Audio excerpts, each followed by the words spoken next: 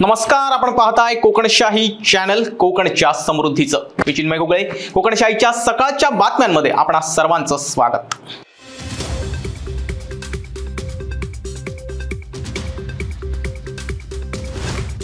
सिंधुनगरी येथील Philip Francis Pereira यांचा माडावरील शाळे काढत असताना विद्युत वाहिनीचा शॉक लागून मृत्यू झालाय. ही घटना काल सकाळी 9 वाजण्याच्या सुमारास पिठडवळ नदीनजीक घडली. आपल्या आजारी मुलाला शाळेचं पाणी पाजण्यासाठी ते माडावर चढले असता त्यांच्यावर काळानं झडप घातली.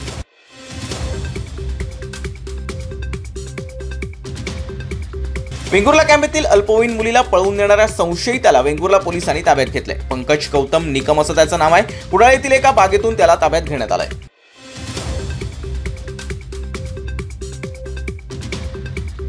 वैभववाडी पोलीस निरीक्षकपदी फुलचंद मेंगडे यांची नियुक्ती करण्यात आली आहे. नुकताच त्यांनी पदाचा कार्यभार स्वीकारला. यापूर्वी वैभववाडी पोलीस ठाण्यात प्रभारी अधिकारी म्हणून सागर खंडागळे कार्यरत होते. त्यांची बदली सावंतवाडी पोलीस ठाणे येथे करण्यात आली आहे.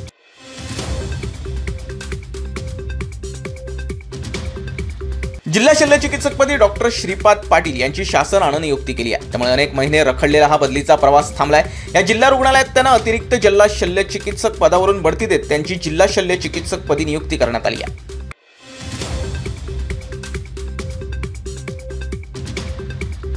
तिलारी खोऱ्यात स्थिरावलेल्या हत्तींनी पाळीये गावात धुमाकूळ घातला. त्यामुळे शेतकरी विनायक मणेरीकर यांच्या केळी बागायतींचं नुकसान झालंय. हत्तींच्या होणाऱ्या वारंवार उपद्रवामुळे शेतकरी चिंताग्रस्त झालेत.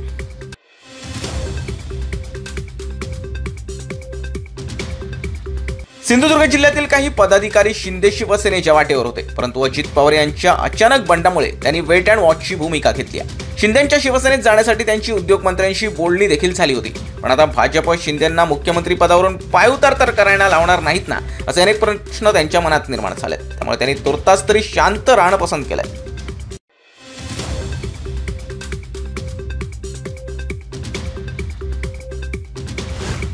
आणि याबरोबरच कोकणशाहीच्या सकाळच्या बातम्यांमध्ये इथेच थांबतोय.